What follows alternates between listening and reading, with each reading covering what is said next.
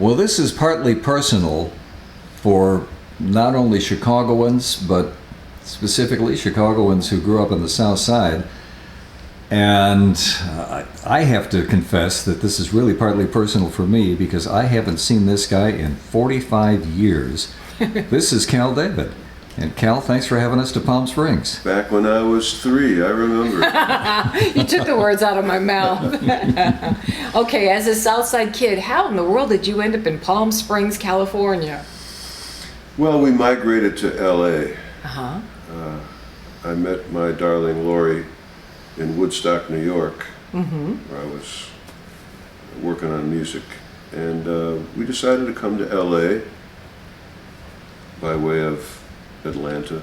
But we ended up in LA to seek fame and fortune. And started coming to Palm Springs whenever we had a couple of days off. And now we finally moved here. We thought we just came here because of the weather, but there's a lot of reasons to be. Yeah. It's a very spiritual place to be. Yeah. A very nice place to live. Now, for anybody who's watching this and thinking, Kal David, I know that name. Well, think Fabulous, Rhinestones, Illinois Speed Press, The Exceptions, and just think of a whole lot of good music. And since you came out here, you've been primarily practicing the blues. Now, in the early days when you and I were doing some recording on the South Side in Chicago and playing some gigs, you were playing a whole lot of different kinds of music. What made you decide blues really is what you want to do, and that's where you want to hang your guitar? Steve, I always really connected with blues music. It was always a part of my musicality.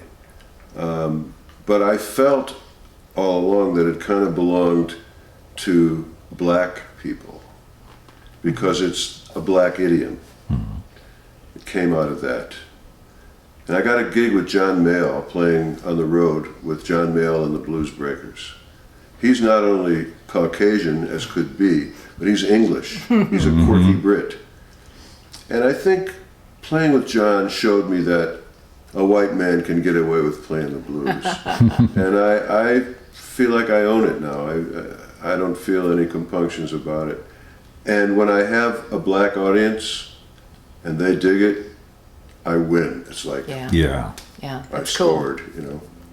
Because it is a black idiom, and I'm proud to be able to play it for them. But you also have Chicago roots. You got the blues in your blood from Chicago. I got to tell you guys, I know you're in Chicago radio and you've been there for many years. I thank goodness that I came up in that town with the best radio in the world. Other major cities had radio. Detroit had great radio. Certainly New Orleans did. But Chicago had WVON, who played blues, R&B, and gospel. Yeah. And that was Jones on it. I listened to it constantly. Sounds like Steve. It shaped my destiny. I can remember many nights when you and I would be coming back from a gig listening to Purvis Spann, the blues man. Purvis Spann, all-night blues man. And the man who knows goes to Smokey Joe's. Did you ever buy any clothes from Smokey Joe's? Those shirts that you told me I had to get rid of. Those tacky gold lame shirts. I bought a lot of suits. In fact, my band, The Exceptions, including Peter Cetera and some other luminaries, we did all our shopping at Smokey Joe's. We got all our band outfits at Smokey Joe's because they would look unique. They couldn't find any crazy stuff like that elsewhere. Well, Steve did you ever have the same experience I did? We got our outfits at Smokey Joe's, the gold lame shirts, and black leather jackets and pants. Played the gig that night, came home and had purple shorts because I didn't realize that the black leather would really sweat. Yeah, they did that.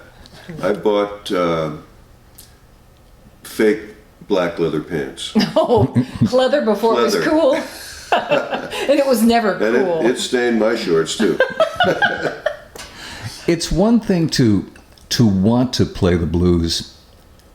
When did you know you could play the blues? Was there a moment? Was there a gig? Was there a person? What was it? I'm still working on it, but I think it was through playing with Mayall. Because I had certainly played a lot of blues before that. And rock and I'd fool around with jazz and stuff. But I think playing with Mayall and finding out that the space between the notes is important as the notes themselves. And it wasn't that he explained it to me or anything. I think I learned a lot about the blues playing with the Dells. Oh, I played yeah. with the Dells in Chicago, and they taught me a lot. When I got out here, I played with Etta James for a time, and that was a great learning experience. I guess. Yeah, Lauri was in that band too. It was great touring with Etta. She was. I mean, I don't know if she knew how good she was. Yeah. But she was. It was like playing with Miles Davis. Like every night was a great night. Even if she wasn't thinking of it as a great night, every night was magical. Let me go back to the Dells for a second. I said at the outset that this was a partly personal interview. Is my memory playing tricks on me, or did you and I back the Dells at a club, I want to say it was in Harvey, called the Brown Derby? I was in Chicago Heights. You're right, Brown Chicago Derby. Heights.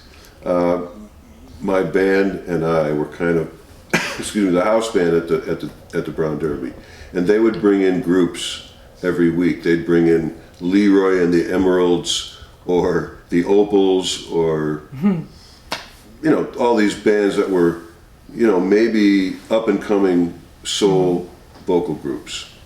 But I mean, they'd had the Coasters there, and they had the Drifters there, and they had the original bands, and we would back them up. But what was the question? I think there was one night when your other guitar player couldn't make it, and you called me up and said, could I join you guys? And because I remember playing, I think this was shortly after they came out with Oh What a Night. Wow. Yeah, they had Oh What a Night, the original was in '52, but they came out with another Oh What a Night. Right. Yeah, that song was a hit twice. I have heard many, many Kal David stories over the years, so it's a thrill for me to finally meet you. But I'm real curious, as a kid from the south side of Chicago, was there ever a point in your life where you saw yourself being and doing anything other than music? Because it seems like this was your destiny. Frankly, no. I mean, you never thought, I'll be a teacher and I'll fall back on music, or? well, I used to kid around and say, what do you want to be when you grow up? Well, I'll be a nuclear physicist. That was a little humor. But my dad was a photographer. He always worked for himself. He never, Really? he had a boss sometimes, but he was his own guy. I just couldn't go to work for a company or for any, I just wanted to be my own boss. You weren't a punch a time clock kind of guy. Yeah. So the way I could do it was be a guitar player. Oh. And I found out that I could meet people, I could meet girls, and I found out that I could make a living playing guitar, and why would anybody want to do anything else? I could do it. It wasn't that difficult. So do it. Yeah. Cool. We've talked a lot about the past, but if you don't mind, can we share just a little bit about what you were telling us about the present and the future, and a possible album that we might be able to get our hands on? Well, we are leaving at the end of April, which is next month. Wait a minute. This is April. This month. Yeah. Happy spring. At the end of the month, we're going to New England, play some shows there. And from there, we're going to go to Germany and do some dates there. And while we're there, we were asked if we would like to cut another album. Our previous album, which we did 2 years ago, was done at a very nice studio just outside Cologne. And we did it with all German guys except for my drummer. I brought my drummer. And we're going to do it with the same guys, and including Mike Nappy, my drummer, who lives in Brooklyn. And we're going to have some free time. They're working on a tour in Italy, but I don't know if that's going to happen. But it doesn't matter, because we'll be over there in Europe, and it's a big birthday for Lauri, so Good. we're going to have a vacation. Good. The gigs are paying for the airfare, and we'll come home with a brand new CD and a lot of memories. And people will be able to find out about it and follow you at your website, kaldavid.com. Yeah, kaldavid.com. Sign up for my newsletter, and I will tell you the news. Yeah. You're going to post from Germany? Keep us posted behind the scenes? We usually do. Lauri does that. We That's fun. take photos along the way, and she'll post them. I may also. She usually does that stuff. Well, speaking of fun, I have to say partly personal. One of the things that tickled me over lunch today is you talked about the fact that you are a part of Disney history now. That you are, in fact, the voice of Sonny Eclipse. Yes, my the alter lounge ego singer. from the planet Zork. Yes, I don't know if any of you people ever went to Disney World. But Yes. At the opening at Tomorrowland, the very first thing in Tomorrowland is Starlight Ray's Cafe, and inside there is an animatronic character named Sonny Eclipse, and he has a steady gig there. I recorded 6 songs and some snappy patter, and it runs about 35 minutes. And my partner Lauri is also on it. She was one of the invisible space angels, Sonny's background section. And it's a lot of fun because I get emails all the time. People will hear my voice coming out of this character, and they'll go, "Is that you?" Wow. I say, "Yeah, that's me." Sonny Eclipse has a fan club, and I've done 5 or 6 interviews as the voice of Sonny. All right, can we get a little tiny taste of Sonny? It's not that much different from my voice. I'll say things like, "I love your planet. It's so big and round and blue and green, just like my mother-in-law." And Sonny's got a pinky ring on and a pompadour and He's got a sequin jacket. sequin jacket, of course. And he's just a lounge singer. That is a really neat thing. Typecasting. It looks good on your resume, let me tell you. I was tickled. I told you when I saw it in your Wikipedia post. I was like, "You're Sonny Eclipse." That's me. Well, before we wrap this up, a little bit of not a Rorschach test, but we'll throw some names at you, and you just say the first word that comes into your mind, okay? I'll try. Word or phrase, okay? B.B. King. Boy, I've never heard anybody say anything bad about Mr. King. I've played on the stage with him many times. I've never actually played a song with him, but I've opened shows for him. I've sat in a dressing room with him and listened to his stories.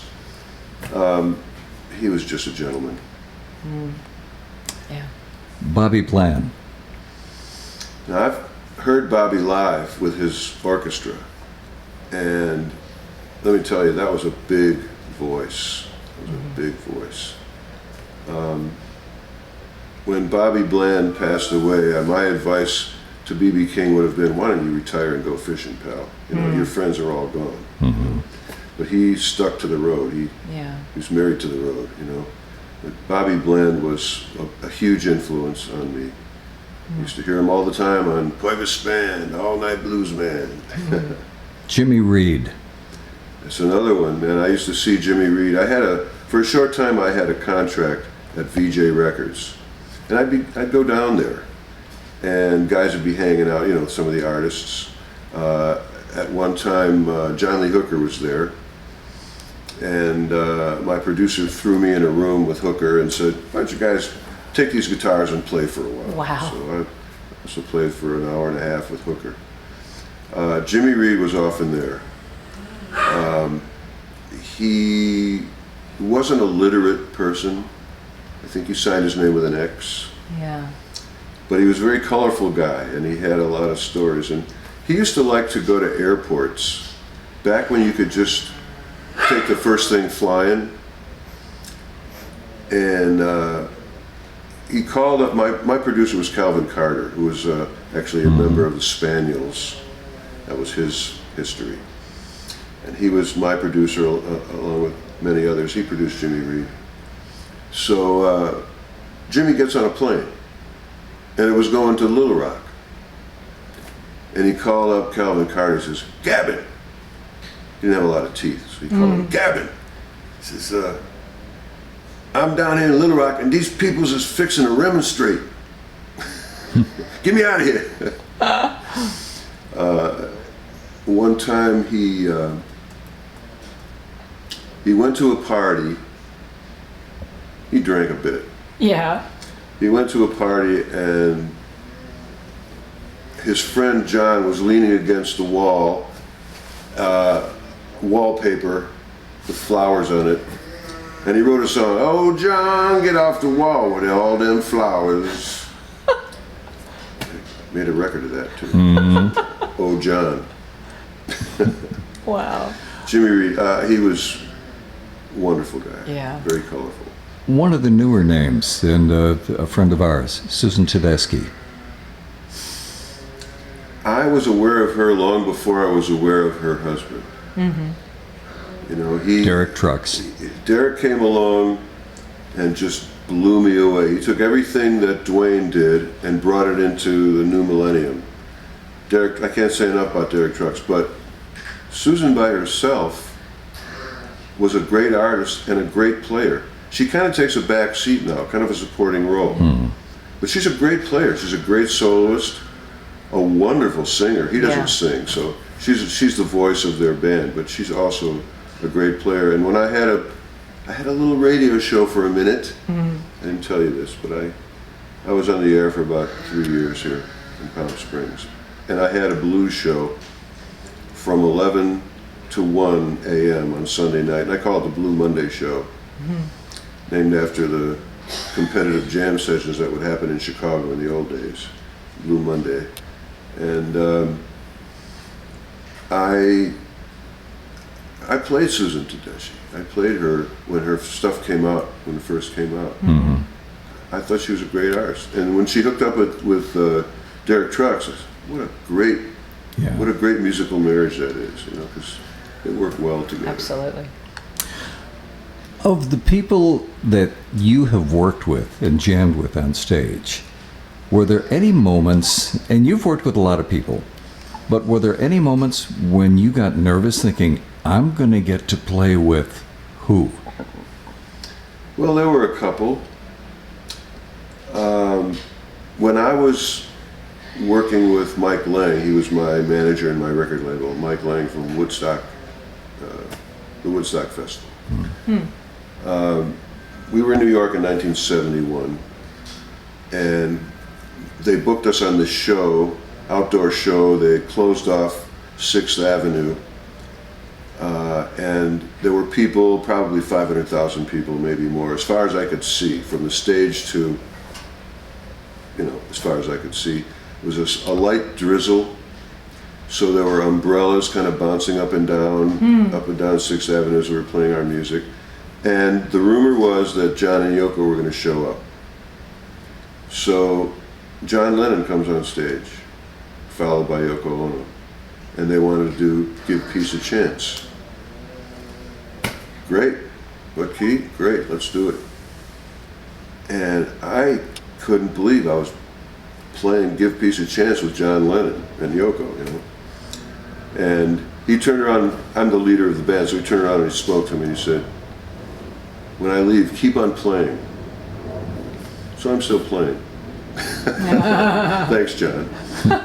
There was another time, I worked with Mayall, and the other guitarist was Coco Montoya, who's now got a nice career going for himself. Well, Coco was Albert Collins' drummer. That's where Coco came from. He's a left-handed drummer. And he said to Collins, while they were working together, I want to learn how to play guitar. So they'd sit on the bed at night in the hotel, and Collins would show him some tricks. Anyway, I'm playing with Mayall, and Coco says to me, I think Collins is going to show up here. Collins is my guy. So Collins walks in, he's got his Telecaster in his hand. He came to play. And Coco says, come on, Pop, plug in my amp. He walks up on the stage, Coco sits down. Collins plugs in the amp. He doesn't adjust anything. plays one note and man, Collins, you know. Yeah. And that was a thrill. There've been some other. I've been very fortunate. I've met the great and the near great, I guess. So there've been some wonderful experiences I've had throughout my life and career. Well, you have been more than generous with your time. As we wrap this up, any message to your fans in Chicago? Write your congressman. I want to get to Chicago and play a gig. Yes. I don't know if it's your congressman that you really need to write. Maybe you need to talk to the powers that be at, I don't know, talk to Buddy Guy.